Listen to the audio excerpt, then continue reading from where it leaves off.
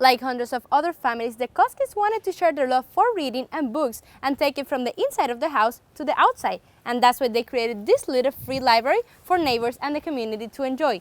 People could come, take a book, and also drop their own. Just like Rachel and her kitties are going today to a new home, you can be the next one to come and adopt one of these ones to add to your family. These boxes volunteers give out to families have some of the essential items for a balanced diet, such as milk, whole eggs, and fruits.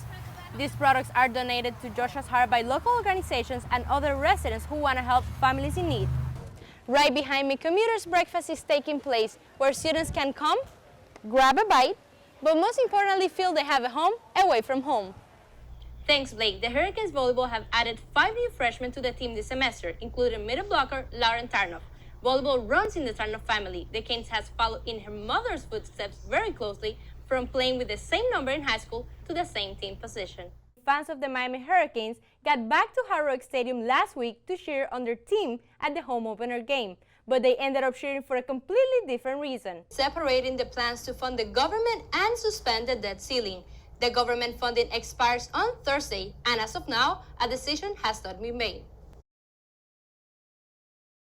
I love the smell of a good book. A library book is the best, right? For Christina Koski, a first-grade teacher at the Coconut Grove Elementary School in Miami, the love for books and reading has always been a part of her life, which is evident by the bookshelf in her living room from the floor to the ceiling. She has passed this love to her daughter Fiona, and together, they share books through one little free library in their front yard in Miami. Normally when we come home, we see if it's has a lot of books in it, and we organize it. We see people a lot. They pull up, they come, or they come on their bicycles. I see a lot of people dropping off stuff or looking to see. We have some regulars that will come by and, check to see what new, because the books are always changing. It's very organic. Some people have one cat, others have 2 or more. But for Florida resident Mariana Pegoretti-King, that was just not enough. Growing up, we had many animals at home. We had from dogs to monkeys, cats and dogs and rabbits, everything. But I always felt a passion for cats. In 2020, she joined the Trap Neuter Return cat program in Broward, also known as TNR, which allows people to take care of stray cats in the community and then return them to the streets.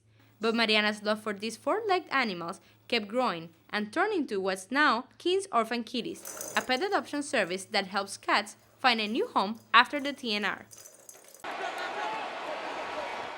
During the home opener game of the Miami Hurricanes on Saturday, September the 11th, the catch of the day did not involve a touchdown or even a football. The Canes were playing Appalachian State at the Hard Rock Stadium in Miami Gardens, but just a few minutes into the first quarter, what was happening on the field could not compete with the spectacle at the stadium deck, a black and white cat hanging by its 2 paws from the upper deck at the stadium. I thought, what in the world's going on? And then I saw something small hanging, and I was like, it must be a banner, and nah, it's a cat. And I was like, there's no way. Everyone was watching the scary scene unfold, and some even trying to figure out how to help the desperate animal. So I was a little bit concerned for the cat, but the main thing in my mind was who brought a cat to the stadium, which I'm guessing it was already just snuck in or something, but I was thinking, who brought a cat, really? The cat held for a few moments, but then it let go and fell some 30 feet to the lower deck, right into an American flag that one employee had brought to the game.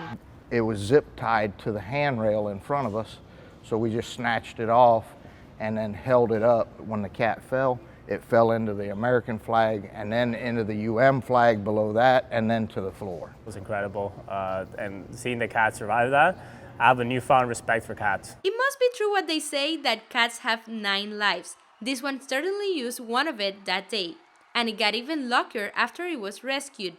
One sophomore certified emergency veterinary medic happened to be on the stands. And I did a quick little check of the cat. I wanted to make sure nothing was injured, like the spine or anything major like that. So I just felt the spine and I felt the hips, and that's when I felt that the hips were out of place.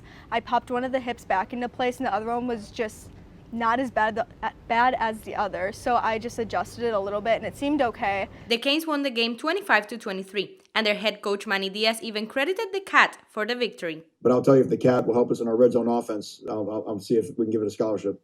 students agree with Coach Diaz. They have started calling the kitty the Rally Cat, and they say it was a lucky charm that fueled the Canes' victory.